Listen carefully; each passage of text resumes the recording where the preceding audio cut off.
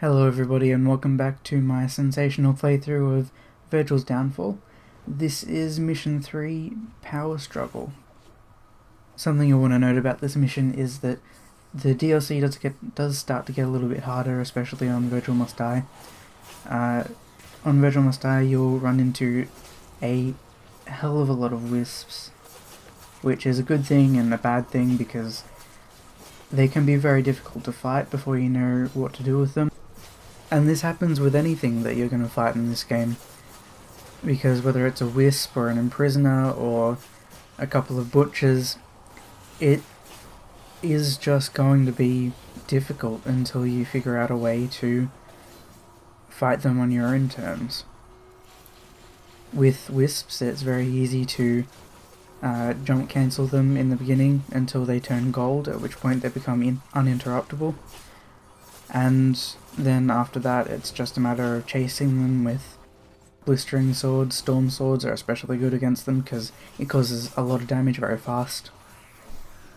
But what really fucks them up is drive cancelling. Now drive cancelling is just like any other jump cancelling that you're going to be doing, except that it involves, because of the way the move works, it involves having to demon pull while you jump cancel, and this can be a bit awkward to do if you fight like I do. And I actually changed how I mapped the buttons on my controller in order to be able to do it more comfortably, because I actually use two hands to drive cancel. I lean my left thumb over the entire controller, and the left side of the controller I control with my other fingers, and I tap the X button while I drive cancel. And it's like a jump, drive, pull, jump, drive, pull, jump, drive, pull, jump, drive, pull, that kind of rhythm, except much faster. And you'll be able to see this in episode 2 where I ran into a single wisp, because when you get to there's a stage where you get to a platform and it's just the first wave is a single wisp, and there was nothing he could do, he just died.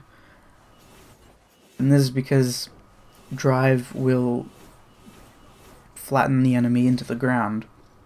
And what this is meant to do from a game mechanics standpoint, just without jump cancelling and everything, is drive's meant to pin the enemy to the ground so that when Vergil then uses Stomp, the enemy doesn't move around underneath him and get out of the way of his Stomp.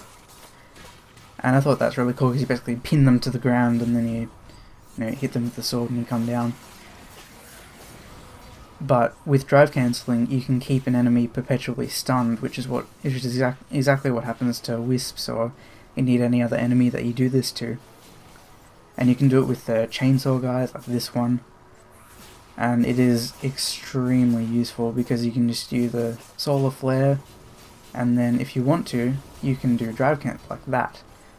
Except if there's not a ceiling, it's better, because with drive cancelling you tend to jump a fair bit unless you just do the standard evade cancel, which means that you don't need to do the pulling, which can be better in some situations, but in some other situations like with wisps you need to perpetually pull so that they never become invulnerable, because you need to be able to hit the wisp with a summoned sword in order to attack it.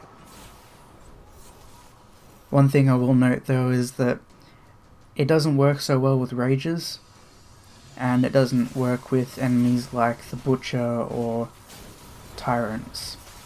Now this is a tough fight right here. I wouldn't call this series of videos a guide, but this is probably the most difficult encounter you'll face until Mission 6. And it can just be because the Butchers, I think, are the only enemies in this game that do an appropriate amount of damage. Everything else, yeah, that's a criticism I'll have to pull with this game, because even on the highest difficulty, standard enemies don't do enough damage.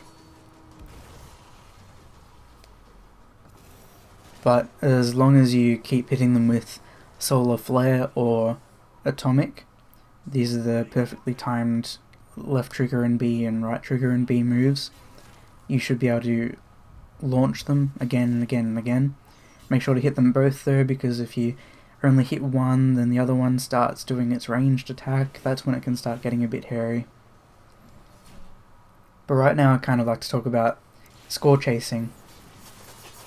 In this game it's kind of strange because I've noticed, and this is like, it's not a huge thing, but I have gotten a few friend requests over Xbox Live because I am up on the leaderboards in some of the things, and this isn't a brag, it's nothing like that.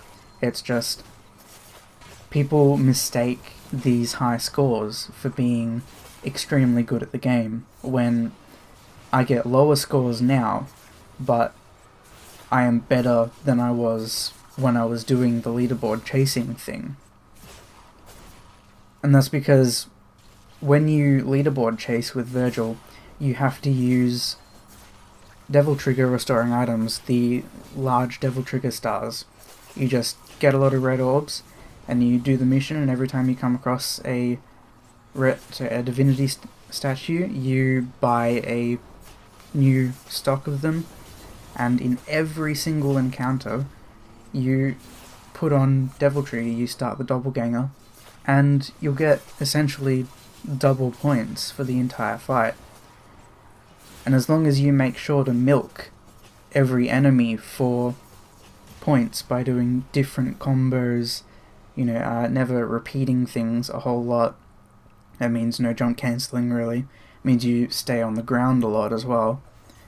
And you can't do a lot of the charge moves, because doing charge moves, they don't really offer a lot of points, I've noticed, and they do too much damage for the relatively low amount of points they give you, even the perfect timed ones. And this isn't to say that score chasing with Vergil is completely null and void, like there's no point in doing that, because it's completely the opposite really. It's a different game to play, it's a different way to play, because I've spent more time score chasing than I have learning to play differently, like playing like this, and this is the way I actually like to play more now. But score chasing is, in essence, a way to constantly better yourself.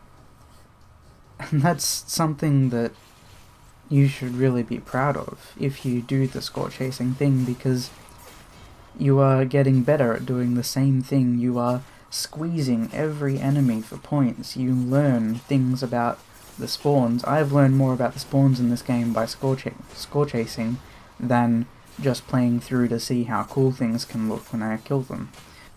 So it's here that it's kind of important to realize that being recognized as good at a game can come in a few different ways, because though I might not have been as competent with using all the different combos and being familiar with things like drive cancelling, I was good at milking the system for points, and that's a lot of fun.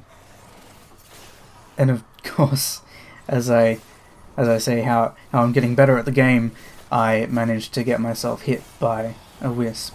I can't really excuse that, I just got clocked, I didn't see him, and that happens. I'm not really the guy who doesn't get hit, even in my Hell in Hell playthroughs. Oh, this is a hard fight, by the way. 2 Rages and a Witch, not something I ever want to fight against, ideally. But the thing is, you need to focus on doing some damage to the Rages. I recommend Storm Swords, and oh god, the camera in this game can sometimes be really fucking annoying, because if there's more enemies on one side of the screen, it'll try to pull onto the Rages, in this case the Rages, and they are a threat, but they're not as big of a threat as the Witch is, which is what I was trying to aim at, and because of the camera fuck up, I ended up getting hit. There is an art, though, to score chasing, and it is It does depend on you being very, very aware of everything all the time, and that's really great, that's really fun. It can be a really good challenge sometimes, and I would never say that score chasing is a bad way to spend your time with this game, because it can be extremely fun. But what I've found is learning to play how you think would be crazy and how you think would be really fun, and learning to do entire levels without dying, without relying on using a devil trigger item every 10 seconds. It makes a hell of a difference, and it can rejuvenate the game that you were maybe getting bored of with score chasing, because that's exactly what happened to me. I was getting bored, I was just doing the same 6 missions over and over again, trying to get a better score, or maybe just doing the same one mission for hours in one sitting. It wasn't all that fun. So if you've been doing the score chasing thing and you've been having a bit of fun with that, but it's maybe getting a bit boring or whatever, then maybe you should consider trying out this. You know, just maybe try doing a high scoring triple S run, or God help you, do a no damage run on Vergil Must Die. I still haven't gotten to that point, and I don't think I ever really will be, because it's along the same vein as score chasing, where you want to make sure that everything goes absolutely perfectly. And I know that on certain missions, like mission 6, where there's a certain encounter where you run into 3 wisps and a witch at once, it can be very difficult not to take damage at all.